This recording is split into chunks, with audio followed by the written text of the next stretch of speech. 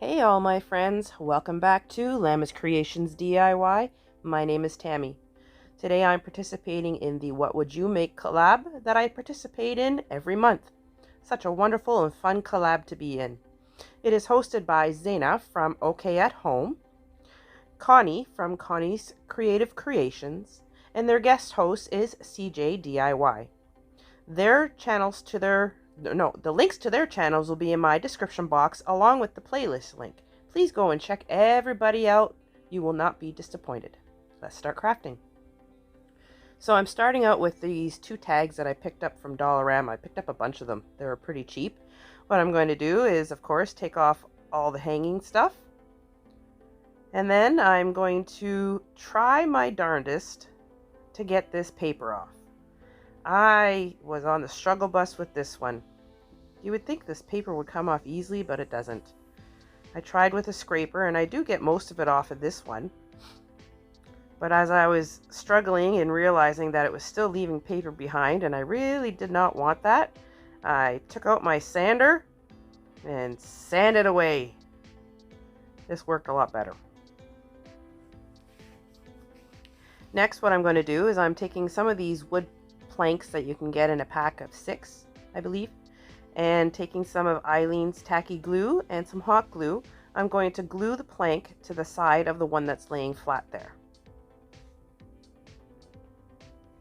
I put the Eileen's tacky glue in one spot and then the hot glue in the spots where there's no tacky glue, and then I glue it to the side, and I do the same thing for the other plank. Now, taking the same combination of glue, I'm going to put it all over the edge.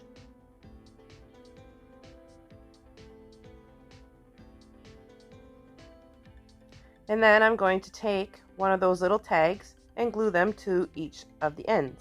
And I also add in some hot glue along the joints just to give it some extra security. All along those edges there. Now, taking a small dowel, I'm going to measure it for on the inside of this little crate, and then snip it, of course, cut it down. I'm just using some shears, and then dry fit it to make sure that it fits. I'm going to be using, I think it's called Turnish Tile, blue color, and I'm going to paint the entire outside of this little crate, and I also paint the dowel. And then on the inside, I use my sheepskin chalk paint for on the inside. And this is all from Folk Art Home Decor. Now, I printed these little images off on tissue paper. I got them from Sandra over at the Schwoven's Nest. If you want to go check her out, she's got a website where you can print off free printables. And just using Mod Podge on the bottom, I put a layer down, lay the tissue paper on top, and then Mod Podge on top. And I do the same thing for the other image on the other side. Now, taking that dowel, I'm going to add a little bit of glue to each of the ends and secure it into place. I am now taking some floral foam. I'm going to stick it down in the bottom. I didn't have to glue it because it was pretty tight in there.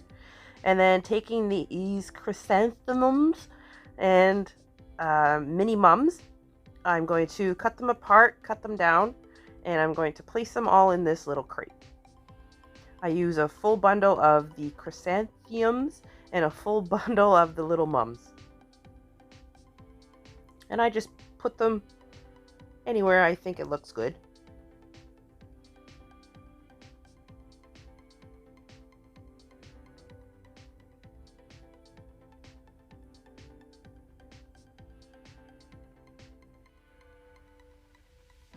Next, what I'm going to do is taking that same blue paint, I'm going to put some on a little dabby brush, take some off, go around the edges of the tissue paper so it blends in.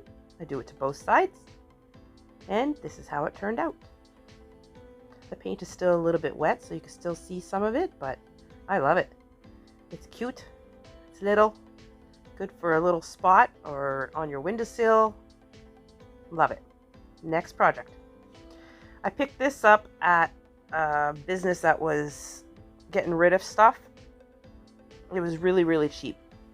First, what I did is I sanded it all down to clean it all up. Then taking this Brazilian rosewood or redwood, I couldn't quite see it, and a rag, I'm going to stain the entire board, the front and the back. Look at that grain come through. Isn't that gorgeous?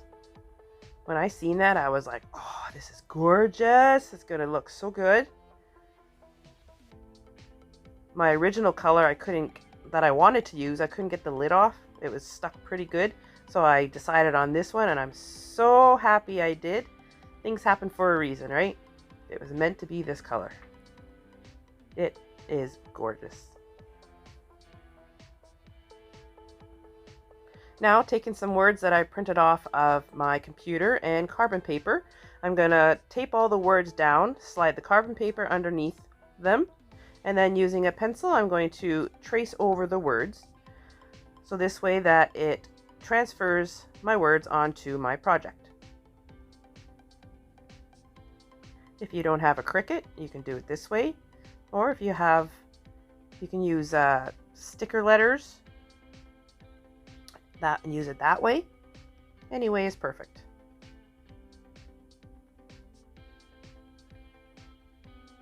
Taking off the paper and seeing all my transferred words. Now taking a black paint marker, I'm going to trace over and color in all the words. Super simple, super easy. The longest part of this project was waiting for the stain to dry.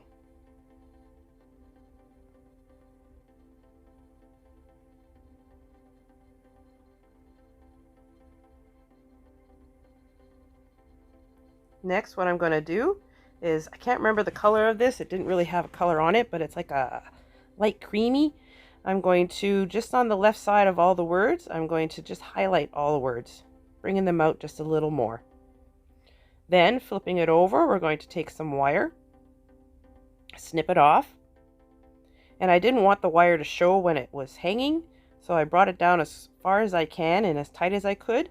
Using my staple gun, I'm going to staple it down into place, bringing the wire up and down so it doesn't slip through the staple. I do it to both sides.